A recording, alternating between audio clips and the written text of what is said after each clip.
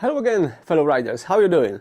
So another day and another challenge. Welcome again in another episode of the Garage Wars. Today we're going to try to put the coil in a relocated bracket, and also we're going to do a little bit more about the cables. Yeah, we'll see how it goes, so stay with me.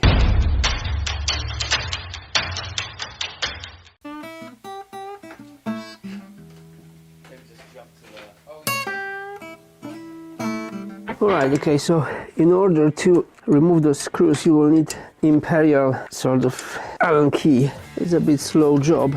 As I told you before, patience is a key, so it's quite easy to loosen those screws, and then we're going to place our bracket for coil relocation.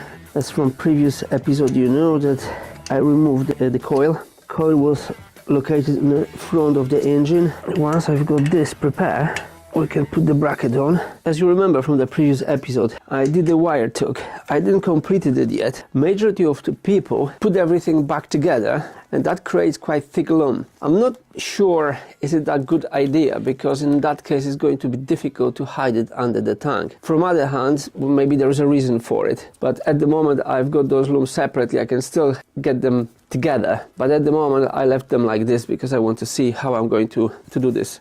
Again, as I told you before, this is not a fast process. Perhaps if I had the better spanners, it would be easier. Right, so I finally get it. Right, and the second one. Good job it's not the riding season, because I would be already twitching, but because it's a winter, I can just take my time to do those things. So there you go, annoying bolts. So that's the bracket I'm going to use for the relocation. In my case, I only need to relocate coil because I don't have any ignition. I don't have a key. This is keyless system. Let's crack on. As previously we discussed, so that's our original bracket the coil was connected to. When you do the relocation, you need much shorter wires. You can buy them from eBay or from any other store provide the custom parts. There are varieties of different cables. They are different colors. They are performance cable and so on. So yeah, you need to find out what's the best for you. So in order to deattach coil from the bracket, you've got two screws over there, okay, and basically all what we need to do is to loosen it. I already loosened it because it was a bit difficult to do. You have to use some strength. That never has been removed before, so obviously my Harley is from 2015, so it's 10-year-old, so those old things will be a bit obstructive, but at the end possible to remove it. So there we go. Right, now we've got it. Okay, so let's see what we need to do over here. I wish I had a little bit longer screws, because as you can see they just long enough, and then I have to attach it over there. The problem is that I should really use some sort of rubber gasket here just to help with vibration. As you know, the Harleys are very well known from massive vibration. Therefore, it would be good to have slightly longer screws and some sort of rubber gasket underneath. Alright, so the general reassembly and attachment to the bracket would go like this. Screw goes over there, then two screws here, and then finally I'm going to put it over there. A bit fussy job as always. I think what I'm going to do, I'm going to order a different bracket with the fixing provided. The reason for that is that this is not good enough. My concern is that I'll have quite a lot of vibration on that. However, let's try if that would work for me. I have to be honest with you here. I ordered this bracket from China. It cost only £15, and as always, if you want to save, you're going to regret it straight away. And the reason for that is that the quality is not perfect, and also you don't have extra bits, like, as I said, this rubber gasket underneath. You don't have longer screws, so I can already see it as a problem. So as I said, I'm going to show you how is it attached for now, but I'm going to order a different bracket because I'm not particularly happy with it. So that would basically go like that. On the back here we would have the cable will go over there. I suspect it's much easier to actually connect the cable first before you relocate the coil, and also that will be our cables. So our cables would go like this. One would go here, and that would go like that. and the same for the second one. So basically that would be the first one and that would be the second one. So I would say overall that will look pretty cool and I'm quite happy with it. But as I said, I'm going to change this bracket because if I don't do it now, what's going to happen next? I have to replace it anyway because I'll have vibration, the cable will get loose, and then I'll probably have some damage. So I would rather order the proper bracket with additional elements. So I'll get back to you about that. Alright, so let's come back to the initial things we were doing the other week, which was basically the wire tug. I'm not going to be able to do everything today, but I would like to start attaching it better to the spine here. So that's pretty good. I'm going to grab more wire zips or cable ties, whatever you call it. See, it is the matter of tries and errors. It is a bit faffy process, but hey, we all do that. We like to mess with our bikes, so that's what I'm doing here. This one I'm going to leave loose because this is the coil cable, so it's going to be over there. And as for the rest of them, as I said, guys, you know, lots of people got them together. Maybe there is a reason for it, why they did that. I'm not so sure, because if you wrap everything together, you will finish with very big chunky wire, which basically means you might be struggling to hide it under the tank. My idea was to not to fix them all together, just fix them separately.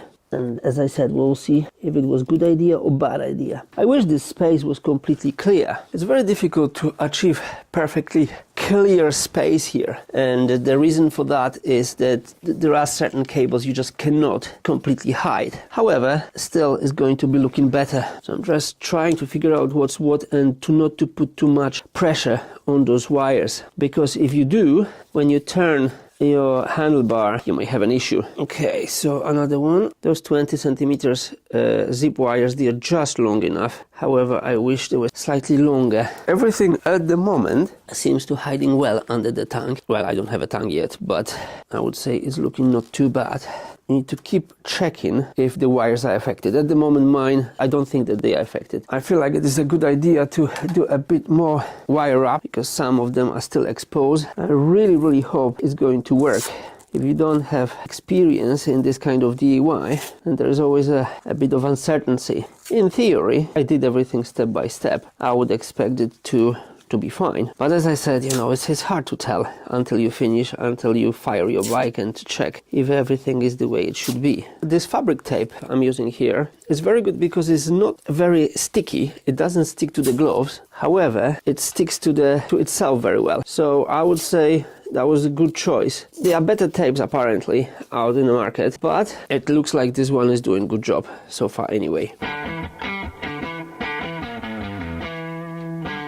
I don't think it is right or wrong, because it's completely up to you how you're going to do it. It's just, I think the idea is that it cannot be too thick, because if your wrap is too thick, as I said before, it's going to be difficult to hide it under the tank, even with the tank elevation. In the terms of the tank lift, people either likes it or hate it. I like it. It looks pretty cool, I think. Only thing is that will increase the fuel consumption. You may think, why is that? Well, it is because how the fuel pump works. So therefore, by lifting your tank, you might potentially reduce the distance you can make on a tank by probably about 20 miles, which is not the end of the world, but you should be aware about it before you decide to do that. In my case, it's not going to be that bad because I'm going to put the bigger tank, so hopefully I'm not going to be affected badly by it.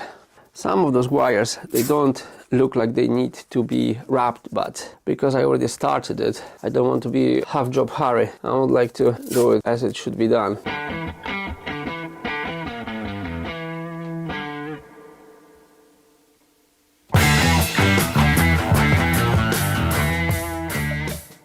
Personally, I don't think when I finish it's going to be, looking super neat. After all, what we need to achieve is just the better look of the famous V engine from Harley. To be honest with you, I think every Sportster should have this kind of look. That would save some time, that's for sure. But also, well, maybe that would take a bit of a fun away, because after all, any form of modification done as DIY project is technically fun. It's fun and a feeling of achievement when everything goes according to plan. Of course, if things don't go according to plan, then well, that's a slightly different issue, but that applies to any form of DIY.